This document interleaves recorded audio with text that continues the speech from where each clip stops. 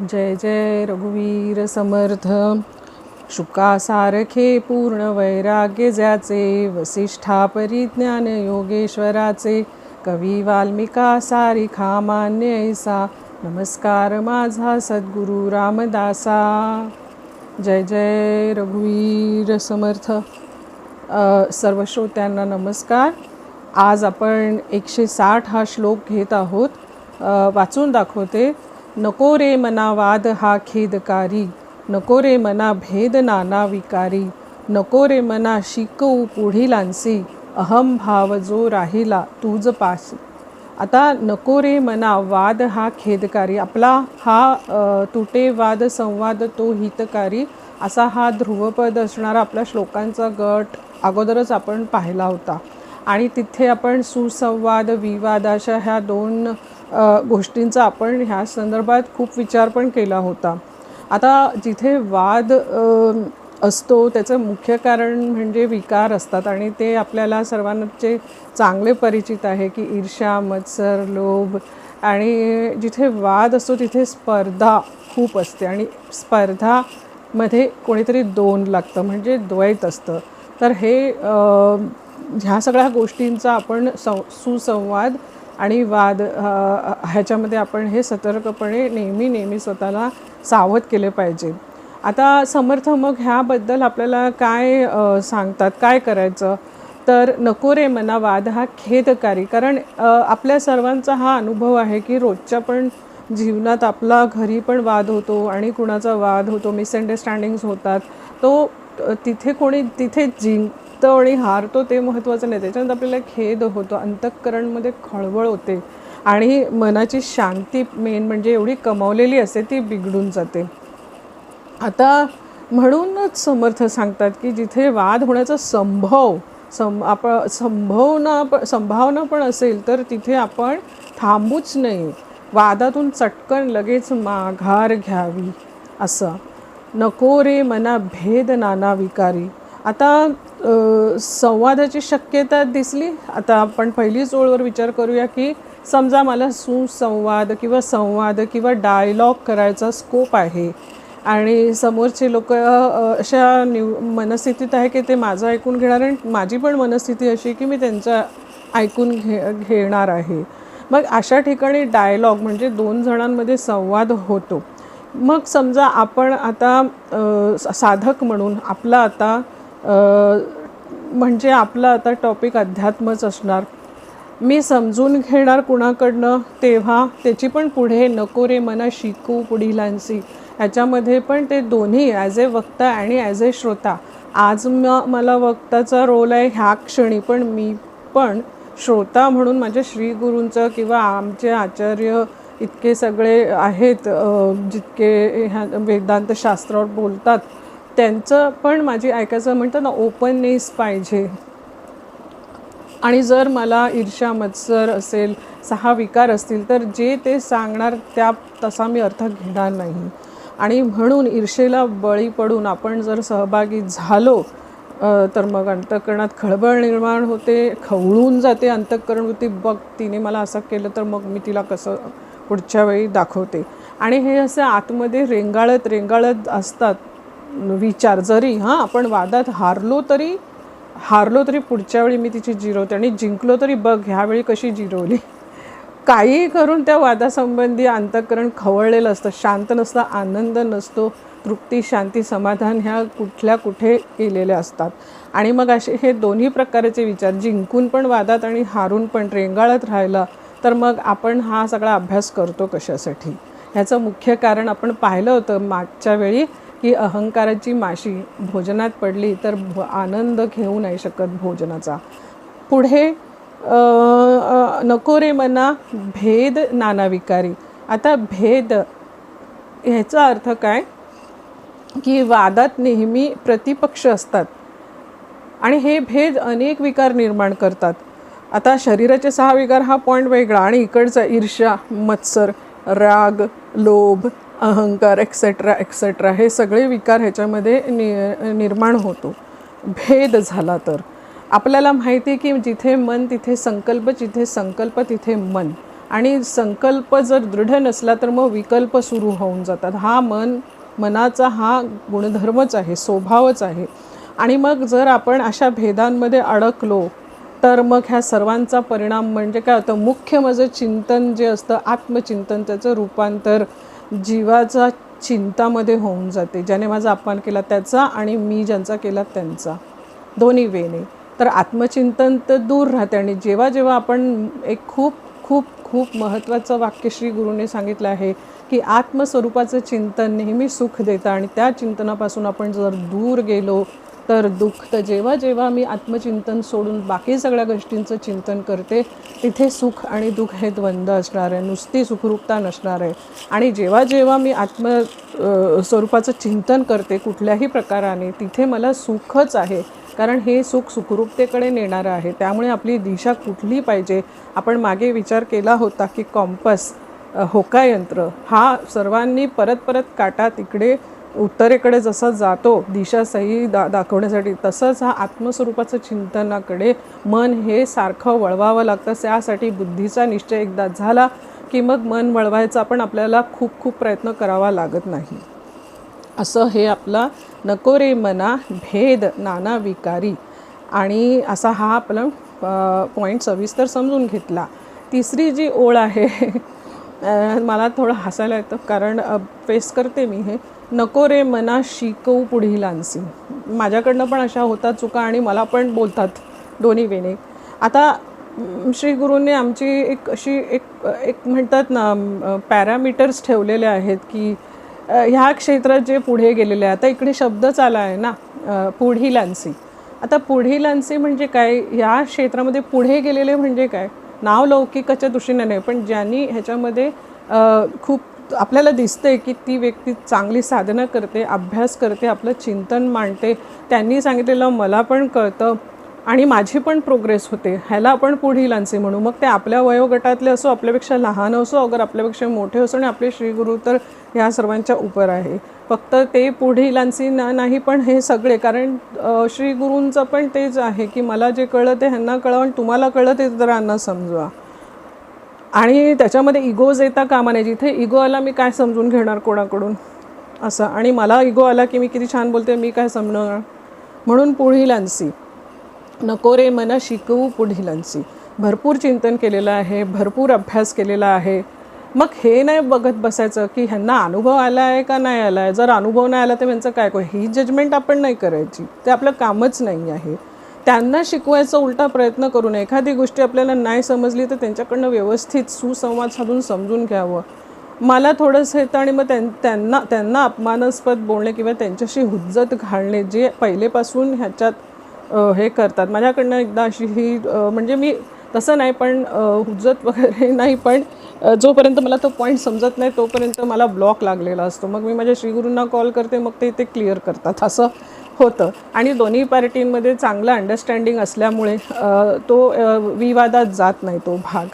म्हणजे माझं असं स्वतःच्याबद्दल झालेलं. आणि मी पण एखादं मला सांगतात की तू असं बोलले साफ चुकीचं आहे, आम्हाला ते पटलं नाही आहे, तर मग श्रीगुरूंनी सांगितलं आहे की वादातच जायचं नाही. ठीक आहे, तुम्हाला असं वाटतं तुम्ही ती समजून घ्या आणि कोणाकडनं तरी ह्या पॉईंट समजून घ्या, पण मी माझ्या मताला ठाम राहणार आहे. असं करून मी पण वादात नाही जात. दोन्ही वेने हा अनुभव मी घेतलेला आहे.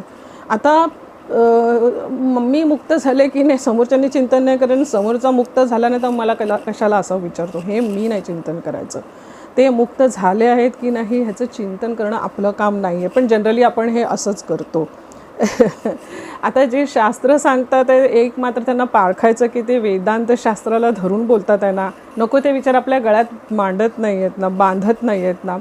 आणि मग हे समजून घेण्यासाठी की समोरचा वाटेल ते विचार आपल्या गळ्यात बांधतो आहे का, समजून घेण्यासाठी मग काय पाहिजे, साधक कसा पाहिजे. तर साधक लक्षणामध्ये सगळं दिलेलं आहे. तो स्वतः जागा पाहिजे, त्याने खूप स्वतःने अभ्यास करायला पाहिजे, स्वतःने साधना केलेली असली पाहिजे, संत शास्त्र श्री गुरु वचन फॉलो करणारा असला पाहिजे, आणि मुख्य म्हणजे चिंतनशील पाहिजे. जे तो अभ्यास किंवा ती अभ्यास करते त्याच्यावर चिंतन होतं आहे का, चार चौघांबरोबर एखादा पॉईंट व्हेरीफाय करून मला पटतो आहे का, मला नाही समजलं तर आणि कोणाकडनं मी समजावून घेते का, समजा माझ्याकडनं तुम्हाला काय नाही समजलं, आणखीन कोणी आहे का जे माझ्यापेक्षा छान तुम्हाला समजून वक्त्याचं एकच असावं की मी बोलेल म्हणून तुम्हाला समजायचं असं नाही. जर मी बोलेल तुम्हाला नाही समजलं, आणि आय एनकरेज दॅट की हो तुम्ही आणखीन समजा, तुम्ही अभ्यास करा आणि माझ्यापेक्षा हे छान समजावून सांगण्यासाठी तुम्ही त्यांच्याकडे प्लीज समजावून घ्या, कारण this is not about us, this is about Vedanta. ते समजतं आहे की नाही. आणि कोणी व्यक्ती खूप छान समजावून त्यांच्याकडनं समजावून मला पण शिकायला मिळतं, अरे हे मी किती छान समजावून सांगितलं ना, माझे लिमिटेशन्स आले, मला स्वतःला समजले पण मी दुसऱ्यांना नाही समजावू शकले तशा पद्धतीने, तर मला पण ते शिकायला मिळतं ना. It is a learning process. तर त्यामुळे पण इकडे अहंकार आला तर मग ही सगळी घडी दोघांची बिघडून जाते. आणि असं मग साधक जर तो असा असेल तर मग काय कुठूनही शिकतो, कुठूनही त्याला पाहिजे. माझं आपण बघितलं हित म्हणजे आपलं आत्मचिंतन करणे, आत्मस्वरूपाकडे दिशा, आपली जर्नी तिकडे म्हणजे आपला प्रवास तिकडे जाणं हेच माझं हित आहे. जितकं आपल्यासाठी हितकारी आहे, जितकं आपल्यासाठी समजतं तेवढं तो साधक ठेवतो, आणि जे बाकी नाही ते तो त्याचा विचारच करत नाही, कारण आहे ना पुढे खूप विचार करण्यासाठी. तर मग अशासाठी मग जिथून चांगलं आहे ते घ्यावं. आता चांगलं घेताना पण माझ्या श्री गुरूंनी त्याच्यामध्ये काही सावधानता सांगली की हो आता हा खूप छान बोलते म्हणून मी त्या वक्त्यामध्ये गुंतून पडू नये, बस तीच एक श्रेष्ठ, बाकी सगळे कनिष्ठ, कंपॅरिझन्स करू नये. कारण आज तुमच्यासाठी चांगलं त्यांच्याकडनं चांगलं घ्या, पण वक्ता इज नॉट इम्पॉर्टंट. त्यांच्याकडनं तुम्ही काय समजून घेता आहे, शास्त्र समजून घेता आणि तुम्ही त्या हिशोबाने पुढे जाते का, दॅट इज मोस्ट इम्पॉर्टंट. बोलणारे खूप असतात, चांगले बोलणारे चिकार असतात, एकच नाही आहे. परमार्थ शास्त्रामध्ये प्रत्येकाची काही खूबी असते. काहींचं आपल्याला एकदम मनाला भावतं ते, काहींचं आपल्याला नाही पटत. ज्यांच्याशी कनेक्टिव्हिटी जुळते त्यांच्याकडनं तरी ॲटलिस्ट समजून घ्या. ही वाईट आहे, हा वाईट आहे, तो चांगला आहे, ती चांगली आहे, असं करून आपला वेळ फुकट जातो. वक्ते काय त्यांचे काम करणार, ते त्यांची साधना सुरूच ठेवतात. तसं आपण पण ते ॲज ए साधक म्हणजे मी तर दोन्ही एंड्सचा विचार करते. असा हा नको रे मना शिकवू पुढीलांसी, माझ्यापेक्षा जे श्रेष्ठ आहेत ज्यांनी अभ्यास केला नाही, आगाऊपणा म्हणतात ना, साधा आगाऊपणा करू नये, त्याच्याने माझंच नुकसान होणार आहे. आणि मग शेवटची ओळ, अहम भाव जो राहिला तुझं पाशी. आता ह्याच्यामध्ये विचार करण्यासारखी एक गोष्ट आहे की मी किती ग्रेट आहे, मी किती छान सांगते, असा मला मुळात विचारच काय येतो, कारण माझा अहमभाव, मी पण ह्या क्षेत्रात कोणीतरी आहे, मला पण काही जबाबदाऱ्या दिलेल्या, मी किती छान पूर्ण पाडते असं मलाच कळतं, बाकीच्यांना कळत नाही कारण ते अभ्यासच करत नाही. असं सर्व हे म्हणजे हा सगळा अहंकाराचा भाग झाला, ह्या मनाच्या उठाठेवी झाल्या. आणि असा खेळ जर केला तरी पण मग काय वॉर्निंग आहे. अधिकारी व्यक्तीला शिकवायला जाऊ नये असे समर्थ स्पष्टपणे सांगतात. दुसऱ्यांकडनं शिकायचा प्रयत्न करा ते सांगतात. आणि पारमार्थिक शास्त्रात विशिष्ट अधिकार प्राप्त केला आहे, पण अहंकार माझा चालूच आहे. तर हेच आत्मपरीक्षण स्वतःनीच करायचं आहे. का असं होतं, का मला असं बोस्ट करावं असं वाटतं, कारण का व्यवहारामध्ये हाच स्वभाव आपल्याला रोज आपण असंच जगतो. उठसूट दुसऱ्यांना काहीतरी शिकवायची, भले त्याला शिकायचं असेल नसेल, लेक्चर द्यायची आपल्याला सवयच असते. व्यवहारातल्या सगळ्या सवयी प्रपंचाच्या जशाच्या तशा बाजूला ठेवून जो परमार्थ क्षेत्रात उतरतो त्याचं कल्याण होतं. आणि जर त्या सवयी जशाच्या तशा स्वतःला घेऊन चिकटवून जो परमार्थ क्षेत्रात उतरतो त्याचं फार मोठं वैयक्तिक नुकसान होऊन जातं. आणि कारण परस्पर प्रशंसा मंडळ तर आहे, तुम्ही छान बोलता मी छान बोलते, तुम्ही छान अभ्यास करता मी छान अभ्यास करते, ह्याला माझे श्री गुरु परस्पर प्रशंसा मंडळ असं म्हणतात. तर व्यवहारात आपण रोजच्या व्यवहारामध्ये दुसऱ्यांचा अहंकार पुष्ट केल्याशिवाय माझा कोणी पुष्ट करत नाही, म्युच्युअल ॲग्रीमेंट्स. पण परमार्थात ह्याला काळी मात्र किंमत नसते. असा हा आपला 160 नंबरचा श्लोक झाला आहे. आपण जातो आहे 161. अहंता गुणे सर्व ही दुःख होते, मुखे बोलिले ज्ञान ते व्यर्थ जाते, सुखी राहता सर्व ही सुख आहे, अहंता तुझी शोधून पाहे. आता आपण विचार करूया पहिल्या ओळची. अहंता गुणे सर्व ही दुःख होते. आता परमार्थाचे आणि अहंकाराचे एकदम वाकडं आहे. प्रपंचामध्ये अहंकार शिवाय काय होतच नाही आणि परमार्थामध्ये अहंकार नसल्यावरच सर्व काही होते. Major difference. आता हे समर्थ इतक्या नेमक्या शब्दात सांगतात आहे बघा. अहंता गुणे सर्व ही दुःख. डायरेक्ट अहंता इज इक्वल टू दुःख. ईर्ष्या स्पर्धा आपण झाले, ती लिस्ट आपल्याला चांगली पाठ आहे. हे सगळी पारमार्थिक दृष्टीने ईर्ष्या, मत्सर, लोभ, द्वेष हे सगळ्या गोष्टी पारमार्थिक दृष्टीने ह्या सगळे दुःखे आहेत. आता मला मी का हा सगळा परमार्थाचा एवढा प्रयत्न करते अभ्यासाचा, माझं काहीतरी त्याच्यामध्ये मकसद आहे. तो काय आहे? मला अनुभव घ्यायचा आहे एकमेव अद्वितीय तत्वाचा. आणि प्रपंचामध्ये द्वैत असतंच. तिथे एकमेव अद्वितीय अनुभव शक्यच नाही आहे. अहंकार असेल तिथे द्वैत असतंच. आणि पारमार्थिक दुःख तर द्वैत असल्याशिवाय म्हणजे पारमार्थिक दुःख, स्पर्धा. आपण आता विचार केला होता की का असं मला दुःख होतं, कारण कंपॅरिझन्स सुरू असतात. मी हिच्यापेक्षा आपण आता तो सर्व विचार केला. इथे स्पर्धा असते.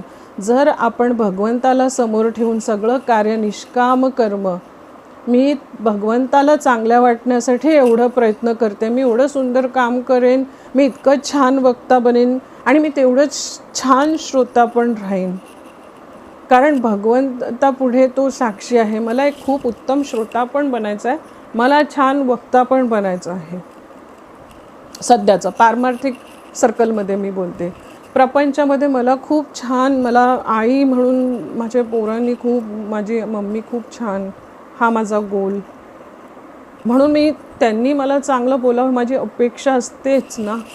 पण जर म्हणून काय मी माझं काम कुशलतेने किंवा प्रेमाने जर त्यांनी मला एखाद्या वेळेस काही बोलले तर मी सोडून देते का? कुठली पण आई नाही करत अशी. Same here. माझा गोल काय पाहिजे? दुःख जिथे आहे तिथे द्वैत आलं, आणि स्पर्धासाठी जर मी करत असेल तर तिथे माझ्या पदरी दुःखच आहे, कारण का द्वैत आहेच ना स्पर्धेमध्ये, दोन व्यक्ती. तर जिथे स्पर्धा नाही, भगवंत आपण पाहिलं सर्वशक्तिमान, सर्वसाक्षी, त्याच्याशी कोणी कॉम्पिटिशनमध्येच नाही आहे. मग मी जर भगवंताला अर्पण करू माझे सगळे काम, तर माझी स्पर्धा कोणाशी? स्वतःशी स्पर्धा आहे. काल मी केलं त्यापेक्षा मी आज उत्कृष्ट करते. समोरच्याने केलं, वा तो पण तर भगवंताचंच साठी करतो आहे, बस फिनिश ना. एवढं इझी आहे, पण नाही होत ते. इवन माझ्याकडनं पण नाही होत. म्हणून कारण का देह तादात्म्य खूप जास्ती. आता त्याच्यासाठी क्लिअर कट डेफिनेशन. जीव ज्या क्षणी आत्मस्वरूपाशी आपण पाहिलं, आत्मस्वरूपाचं चिंतन किंवा आणखीन एक मॉडिफाईड डेफिनेशन की जीव ज्या क्षणी आत्मस्वरूपाशी एकरूप होऊन जातो, त्या क्षणी जे काय होते त्याला सुख असे म्हणतात. किती सुंदर आहे ना. जीव ज्या क्षणी आत्मस्वरूपाशी एकरूप होऊन जातो, त्या क्षणी जे काय होते त्याला सुख असे म्हणतात. आणि ही व्याख्या जर बुद्धीमध्ये ताजी असेल तर मग आपण सर्व जे प्रयत्न आहेत ते भगवंताच्या दिशेने करू आणि स्पर्धेच्या दिशेने नाही करू.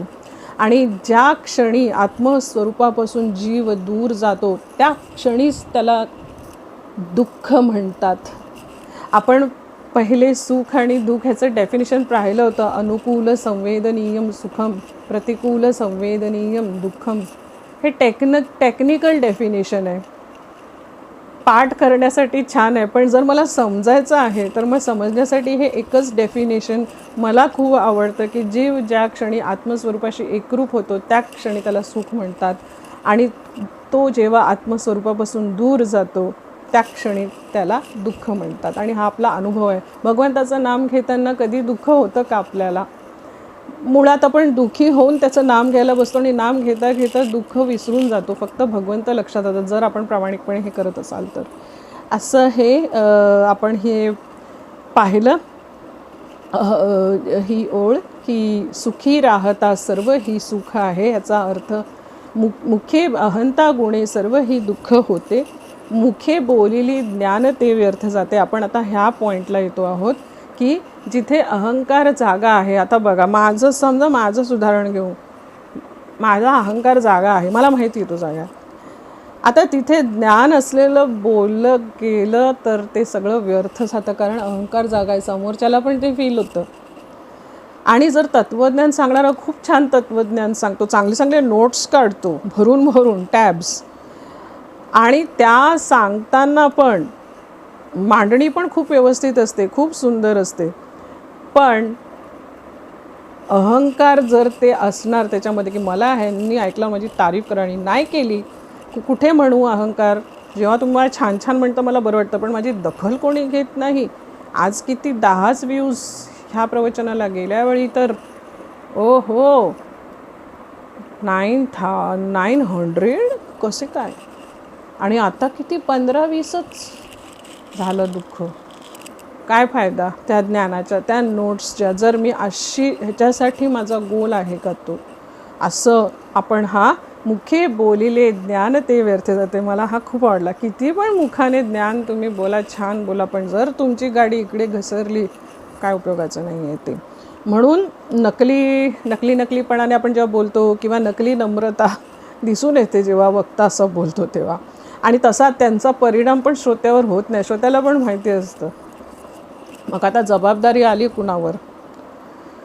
जिथे अहंकार असतो तिथे परमार्थात आत्मा वाऱ्याला सुद्धा उभा राहत नाही. सो हे असं आपण मुखी बोलले ज्ञान ते व्यर्थ जाते. कोणी का असे ना, मग तो वक्ता असू दे किंवा श्रोता असू दे, माझं ज्ञान व्यर्थ जर इट इज लेस्ड विथ इगो, अहंकार त्याच्यामध्ये आहे. आता मग पुढे काय, सुखी राहता सर्व ही सुख आहे. किती इझी आहे हे सांगायला आणि बोलायला शब्दांनी, परोक्ष ज्ञानाने, की अहंकार सुटल्यानंतर जे असते ते सुखच आहे, ते सुख मिळते. आणि जर त्या सुखामध्ये आपण राहिलो तो पुढचा सारा प्रवास सुखाच्या दिशेनेच होतो. पण अहंकार धरून जो प्रवास जर मी सुरू करते तर मग काय, माझ्या पदरी दुःखच पडते. मग आता परस्पर विरुद्धी दिशा झाल्या की नाही.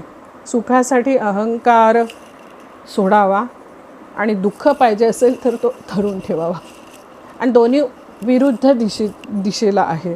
मग आपण एका वेळी दोन्ही दिशा पकडून आपण आहे तिथेच रनिंग, ते आहे ना एका ठिकाणीच बसमध्येच तो धावतो, बस लवकर स्टॉप येत नाही म्हणून एवढा रेसलेस आहे की आपण ते जोक ऐकतो ना की एका चालू बसमध्ये धावतोय, त्याला असं वाटतं माझा स्टॉप येईल, मी लवकर झालं. आपली अशी आपण स्टेशनरीच राहतो. इथे अहंकार पकडून ठेवतो, दुःख पकडतो, मग थोड्या वेळे लक्षात नाही, साधना करतो, सुख कमवतो, परत आपण तिकडे जातो. म्हणजे हे खेच, रस्सी खेच, स्वतःलाच त्रास.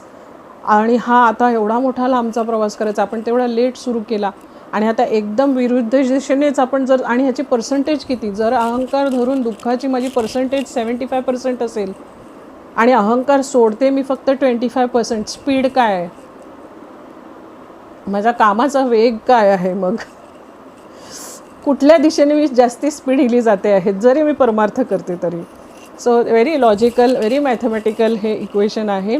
आणि सुखरूपतेचा प्रवास जर जास्त करायचा असेल तर मग तो विरुद्ध दिशेचा जो प्रवास तो इकडे हळूहळू कमी करायला पाहिजे, आणि इकडचा हळूहळू कमी झाला तर तिकडचा हळूहळू वाढतोच.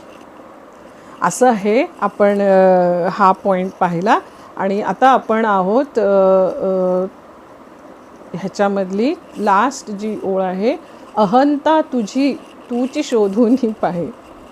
आता मलाच तुम्ही माझा अहंकार शोधताय का तुमचं काम आहे का, ते करा, मला काही प्रॉब्लेम नाही, पण आहे का, इज दॅट राईट.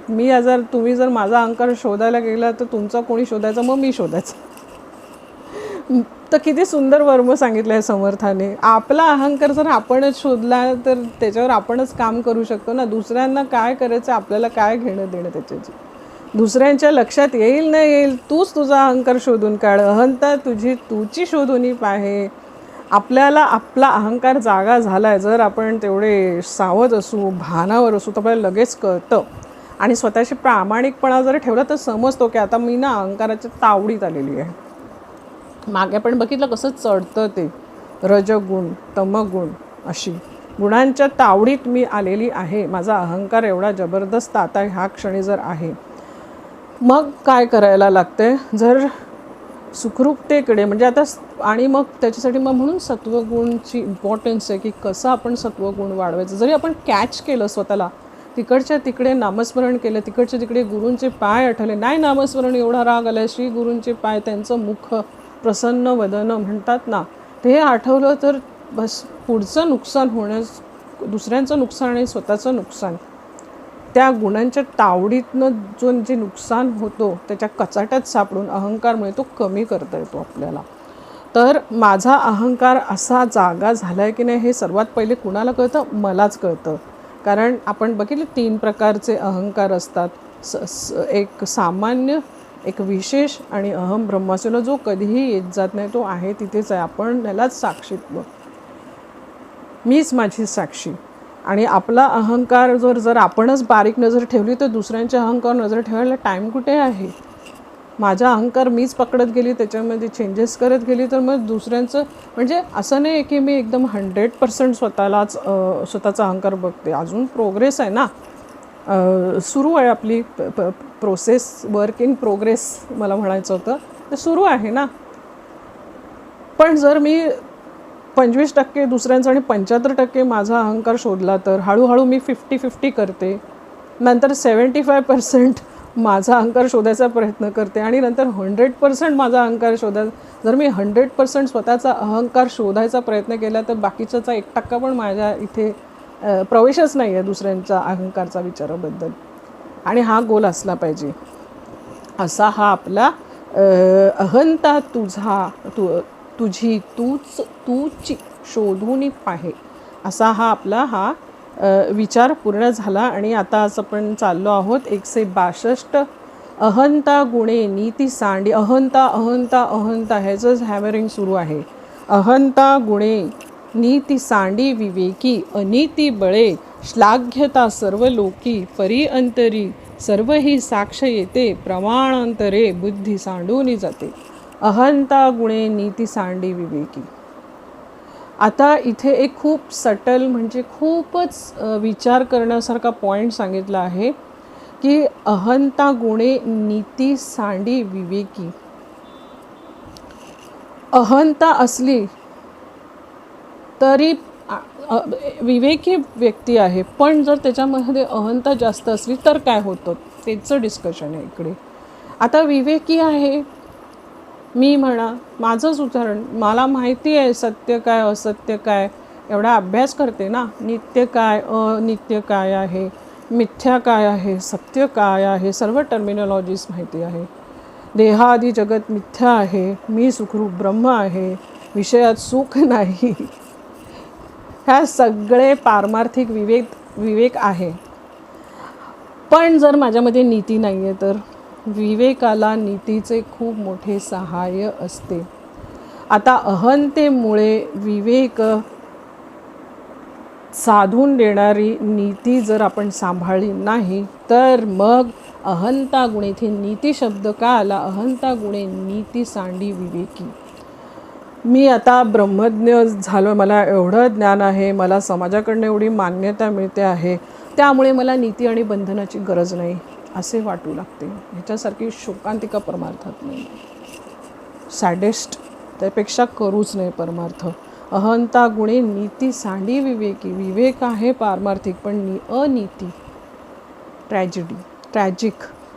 अनीती बळे श्लाघ्यता सर्व लोकी. आता नीती ह्या पॉईंटवर अहंता आणि नीतीचं कनेक्शन काय आहे हे समर्थ सांगतात आहे. आता ह्याचा अर्थ असा की हे जे अनीतीचे आचरण, आता ह्याचं पण साक्षी मीच ना, माझ्यामध्ये किती नीती आहे आणि मी माझ्याकडे काय अनीती आहे, मी हे कवरिंग जर करते, लोकांना जर हे कळले नाही तर त्याची श्लाघ्यता म्हणजे काय, जो नावलौकिक आहे तो तसाच राहतो, त्याला धक्का नाही लागत, पण अनीतीने वागणं सुरू आहे. आणि पुढे किती सुंदर आहे, परी अंतरी, मी पहिलेच बोलली होती, परी अंतरी सर्व ही साक्ष येते. श्लाघ्यता म्हणजे मी अनीतीने वागते आहे, मला पारमार्थिक विवेक आहे पण अहंकार आहे आणि नीती नाही आहे, आणि ह्याची साक्ष समोरच्याला वाटतं वा किती पारमार्थिक ना, किती हिच्यामध्ये परिवर्तन झालं. पहिले ही कशी होती, आता कशी झाली ना. सेवकमध्ये किती परिवर्तन झालं आतमध्ये मला माहिती आहे. पण परी अंतरी सर्व ही साक्ष येते. स्वतःपासून कोण वाचवणार मला? स्वतःच्या नजरेपासून सुटका आहे का? लोक तर श्लाघ्यता, माझं नावलौकिक तर रेप्युटेशन वाढत चाललं आहे, पण आतमध्ये मला माहिती आहे ना काय आहे ते. धरून चालूया अनिती. मला त्याचं ॲक्च्युली डेफिनेशन माहिती नाही, पण एनिथिंग रॉंग असं मी विचार करते की अहंकाराला वाढवणाऱ्या ज्या कोणी सगळ्या गोष्टी आणि आतील खरी स्थिती जी असते ती सारखी जागी राहते, टोचत राहते. मग आतमध्ये अंतःकरणमध्ये खळबळ सुरूच आहे, शांती नाही मिळते एवढा सर्व अभ्यास करून. आणि प्रमाण अंतरे बुद्धी सांडूनी जाते. आणखीन प्रमाणाच्या सहाय्याने ज्या ज्या गोष्टी बुद्धीला पटेल, आपण बघितले 9 प्रमाण मागे, 5 प्रमाण, 6 प्रमाण, 9 प्रमाण, ब्रह्म सत्य जगत मिथ्या, हे जेव्हा आपण बोलतो ह्याला प्रमाण कोणाचे? वेदांताचे, शास्त्राचे. आता जे प्रमाणाले बुद्धीला पटत असते ते ती नाकारते. प्रमाणांतरे बुद्धी सांडून जाते.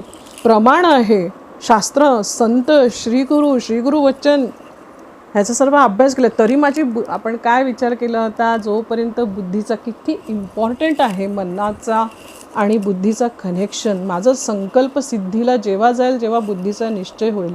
विकल्प जेव्हा होतील तेव्हा बुद्धीचा निश्चय होत नाही. प्रमाण झाले तरी, मला प्रमाणचा अभ्यास केला आहे तरी पण काय झाला प्रॉब्लेम, प्रमाणांतरे बुद्धी सांडून जाते.